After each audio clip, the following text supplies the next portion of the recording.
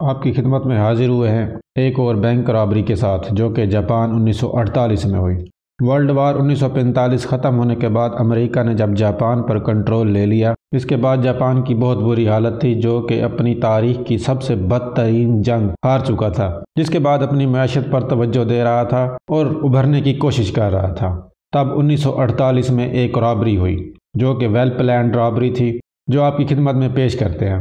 ایک شخص بینک میں آیا جہاں کل ملا کر 21 لوگ کام کرتے تھے۔ جس دن یہ رابری ہوئی اس دن 7 لوگ چھٹی پر تھے۔ ان دنوں جاپان میں ایک وبا پھیلی ہوئی تھی۔ اس شخص نے اپنا تعارف منسٹری آف ہیلتھ کے ایک اہلکار کے طور پر کرایا، جس کو امریکی حکومت نے بھیجا تھا۔ وہ بینک کے ڈپٹی ڈائریکٹر سے ملا، جس نے تمام عملے کو بیماری سے بچاؤ کے لیے دوائی پینے کا کہا، جو کہ امریکی حکومت کی طرف سے آئی تھی۔ بینک کے ڈپٹی ڈائریکٹر پہلے تو ہچکچائے، لیکن اس انجان شخص نے ان کو دوائی پینے کے لیے منا لیا۔ سب سے پہلے وہ دوائی اس انجان شخص نے خود پی اور ڈائریکٹر کو کہا کہ میں آپ کو دوائی پینے کا صحیح طریقہ بتاتا ہوں۔ اس کے دوائی پینے کے بعد ڈائریکٹر نے بھی دوائی پینے کے لیے حامی بھر لی اور اپنے تمام عملے کو دوائی پینے کا کہا۔ اس دوائی پینے کے کچھ ہی دیر بعد تمام کے تمام لوگ بے ہوش ہونا شروع ہو گئے۔ جب بینک کے تمام لوگ بے ہوش ہو گئے تو رابر نے 17,000 ین رقم چوری کی، جو کہ آج کے حساب سے $10,000 بنتی ہے، اور وہاں سے چلا گیا۔ ایک بینک کا ملازم جو کہ ہوش میں آیا تو اس نے بینک سے باہر نکل کر مدد کے لیے پکارا، تو لوگوں نے پولیس کو اطلاع دی۔ جب پولیس موقع پر پہنچی تو کل ملا کر 6 لوگ زندہ تھے، جن کو ہسپتال منتقل کیا گیا، تو وہاں پہنچنے تک 2 مزید لوگ دم توڑ گئے اور باقی 4 لوگ زندہ بچے۔ اور جب تفتیش ہوئی تو پتہ چلا کہ بوتل میں زہر تھا۔ لیکن یہاں پر ایک سوال یہ اٹھتا تھا کہ کرمنل نے صرف 17,000 ین ہی کیوں چوری کی ہے، جبکہ بینک میں بہت بڑی رقم موجود تھی جو کہ انجان چور چھوڑ کر چلا گیا تھا۔ سوال یہ تھا کہ اتنی بڑی رقم وہ کیوں چھوڑ کر چلا گیا تھا۔ تمام لوگ حیران تھے۔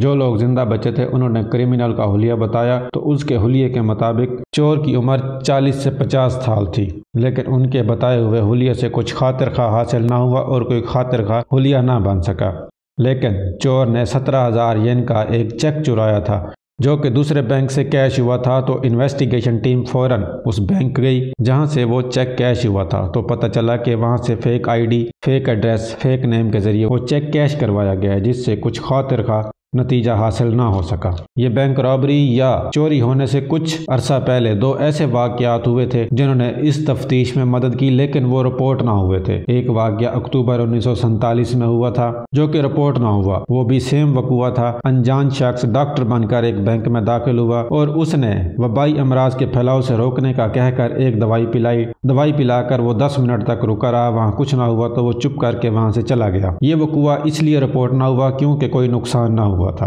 اسی طرح کا ایک اور وقوع اس مین وقوع سے 1 ہفتہ پہلے ٹوکیو میں ہوا تھا، جب ایک شخص بینک میں ڈاکٹر بن کر داخل ہوا جس نے کہا کہ بینک کو سٹیلائز کرنا ہے، جس کے لیے کچھ دواؤں کا چھڑکاؤ کرنا پڑے گا، تو بینک مینیجر نے آنے والے شخص سے اس کی آئی ڈی ویریفیکیشن مانگی، جو کہ درست تھی لیکن پتہ درست نہ تھا، جس پر آنے والے ڈاکٹر نے کہا کہ میں یہ درست کروا کر آتا ہوں۔ وہ شخص ایسا گیا کہ بینک میں دوبارہ داخل نہ ہوا۔ یہ وقوع بھی رپورٹ نہ ہوا تھا کیونکہ اس میں کسی قسم کا کوئی نقصان نہ ہوا تھا۔ ان دونوں وقوعوں سے یہ مدد ملی کہ ان دونوں وقوعوں میں جب انجان شخص بینک میں داخل ہوا تو اس نے اپنی آئیڈینٹی کے لیے ایک بزنس کارڈ دیا۔ جب وہ بزنس کارڈ تفتیشی ٹیم کے پاس پہنچے تو انہوں نے ان بزنس کارڈ پر تفتیش کی، جن میں سے ایک بزنس کارڈ جیمی کوچی نامی شخص کا تھا، جس کا نام درست نکلا۔ اس لیے اس شخص سے ملاقات کی گئی، لیکن وہاں سے کچھ حاصل نہ ہوا کیونکہ وہ بزنس کارڈ اصل تھا اور وہ شخص بھی اصل تھا۔ اس لیے دوسرا وقوع جو کہ ڈاکٹر میتسوی نام کے شخص نے کیا تھا، اس کو گرفتار کیا گیا، جس کے پاس ایک سٹرونگ ایلیبائی پلی تھی کہ اس دن وہ شخص ایک میٹنگ میں مصروف تھا، لیکن اس نے کارڈز کا بتایا کہ اس نے یہ بزنس کارڈ 100 چھپوائے تھے اور 92 تقسیم کر دیے، جن میں سے 20 عورتوں کو دیے، اور باقی اشخاص پر جب تفتیش کی گئی تو ان میں سے 8 لوگوں پر شک گزرا، جن میں سے سیناچی کو گرفتار کیا گیا، جس نے بتایا کہ اس کا بٹوا چوری ہو گیا تھا، اس لیے وہ بزنس کارڈ بھی ساتھ ہی گم ہو گیا، اور اس نے یہ بھی بتایا کہ اس نے اپنے بینک اکاؤنٹ میں 1,30,000 ین کی رقم جمع کروائی تھی، مگر وہ یہ بتانے سے قاصر تھا کہ وہ رقم کہاں سے آئی تھی، سورس آف انکم نہ بتا سکا، اس لیے اس کو باقاعدہ حراست میں لے کر فزیکلی اور سائیکولوجیکلی ٹارچر کیا گیا، جس کے بعد اس نے وقوع کو کنفیس کیا لیکن جب ٹرائل شروع ہوا تو عدالت میں اس نے کنفیشن سے انکار کر دیا اور عدالت کو بتایا کہ اس سے کنفیشن ٹارچر کے ذریعے لیا گیا، اس لیے اس نے مجبوراً سائن کیے ہیں کیونکہ اس کو ٹارچر کیا گیا، اس لیے اس کا کنفیشن رد کر کے ٹرائل چلایا گیا جو کہ 2 سال تک چلا اور بالآخر 24 جولائی 1950 کو سینامیچی کو ٹرائل کے بعد سزا دے دی گئی جو کہ 40 سال تک جیل میں رہا۔ کہا جاتا ہے کہ کیس کلوز کرنے کے لیے جاپان حکومت نے بے گناہ شخص کو سزا دے دی کیونکہ وہ شخص ایک آرٹسٹ تھا جس کے پاس سورس آف انکم بھی تھا اور تمام ثبوت بھی مہیا کر چکا تھا، لیکن کیس کو کلوز کرنے کے لیے جاپان حکومت نے ایک بے گناہ شخص کو سزا دے دی۔ وہ شخص جیل میں قید ہونے کے دوران ہی وفات پا گیا اور یہ کیس آج تک انسولو ہے کیونکہ لوگوں کے مطابق اور رپورٹس کے مطابق ایک بے گناہ شخص کو سزا دی گئی ہے۔ والسلام، ملتے ہیں اگلی ویڈیو میں۔